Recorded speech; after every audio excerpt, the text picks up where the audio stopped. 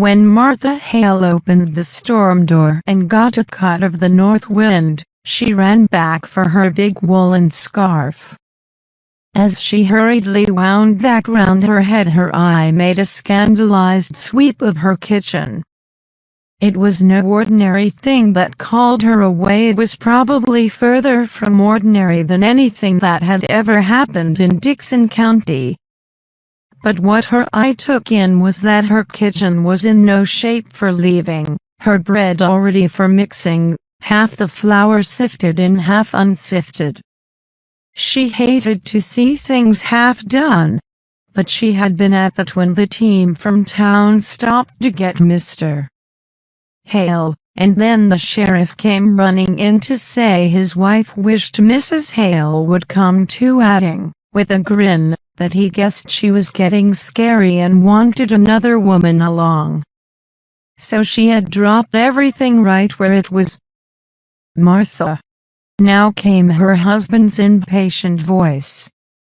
"Don't keep folks waiting out here in the cold."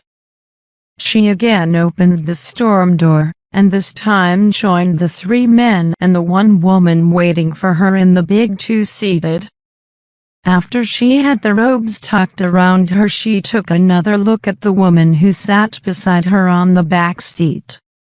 She had met Mrs. Peters the year before at the county fair, and the thing she remembered about her was that she didn't seem like a sheriff's wife. She was small and thin and didn't have a strong voice. Mrs. Gorman, sheriff's wife before Gorman went out and Peters came in, had a voice that somehow seemed to be backing up the law with every word. But if Mrs. Peters didn't look like a sheriff's wife, Peters made it up in looking like a sheriff. He was to Adaw the kind of man who could get himself elected sheriff, a heavy man with a big voice, who was particularly genial with the law-abiding, as if to make it plain that he knew the difference between criminals and non-criminals. And right there it came into Mrs. Hale's mind, with a stab, that this man who was so pleasant and lively with all of them was going to the rights now as a sheriff. "The country's not very pleasant this time of year," Mrs. Peters at last ventured, as if she felt they ought to be talking as well as the men. Mrs. Hale scarcely finished her reply, for they had gone up a little hill and could see the right place now, and seeing it did not make her feel like talking. It looked very lonesome this cold March morning. It had always been a lonesome-looking place. It was down in a hollow, and the poplar trees around it were lonesome-looking trees. The men were looking at it and talking about what had happened. The county attorney was bending to one side of the buggy, and kept looking steadily at the place as they drew up to it. "I'm glad you came with me," Mrs. Peters said nervously, as the 2 women were about to follow the men in through the kitchen door. Even after she had her foot on the doorstep, her hand on the knob, Martha Hale had a moment of feeling she could not cross that threshold. And the reason it seemed she couldn't cross it now was simply because she hadn't crossed it before. Time and time again it had been in her mind, "I ought to go over and see Minnie Foster." She still thought of her as Minnie Foster, though for 20 years she had been Mrs. Wright. And then there was always something to do and Minnie Foster would go from her mind. But now she could come. The men went over to the stove.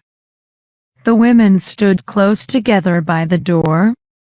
Young Henderson, the county attorney, turned around and said, "Come up to the fire, ladies." Mrs. Peters took a step forward, then stopped. "I'm not cold," she said. And so the 2 women stood by the door, at first not even so much as looking around the kitchen. The men talked for a minute about what a good thing it was the sheriff had sent his deputy out that morning to make a fire for them, and then Sheriff Peters stepped back from the stove, unbuttoned his outer coat, and leaned his hands on the kitchen table in a way that seemed to mark the beginning of official business. "Now, Mr. Hale," he said in a sort of semi-official voice, "before we move things about, you tell Mr. Henderson just what it was you saw when you came here yesterday morning." The county attorney was looking around the kitchen. "By the way," he said, "has anything been moved?" He turned to the sheriff. "Are things just as you left them yesterday?" Peters looked from cupboard to sink, from that to a small worn rocker a little to one side of the kitchen table. "It's just the same. Somebody should have been left here yesterday," said the county attorney. "Oh, yesterday," returned the sheriff, with a little gesture as of yesterday having been more than he could bear to think of. "When I had to send Frank to Morris Center for that man who went crazy, let me tell you. I had my hands full yesterday. I knew you could get back from Omaha by today, George, and as long as I went over everything here myself."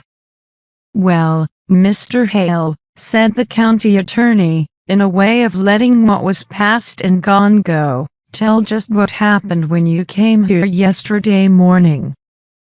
Mrs. Hale, still leaning against the door, had that sinking feeling of the mother whose child is about to speak a piece. Louis often wandered along and got things mixed up in a story.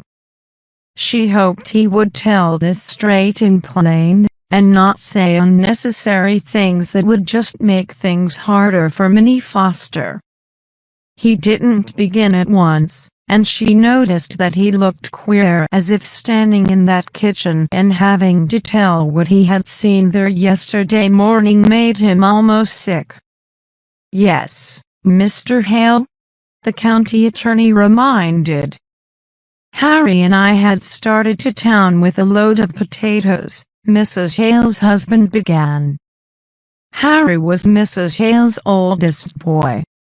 He wasn't with them now, for the very good reason that those potatoes never got to town yesterday and he was taking them this morning. So he hadn't been home when the sheriff stopped to say he wanted Mr. Hale to come over to the right place and tell the county attorney his story there, where he could point it all out. With all Mrs. Hale's other emotions came the fear now that maybe Harry wasn't dressed warm enough. They hadn't any of them realized how that north wind did bite.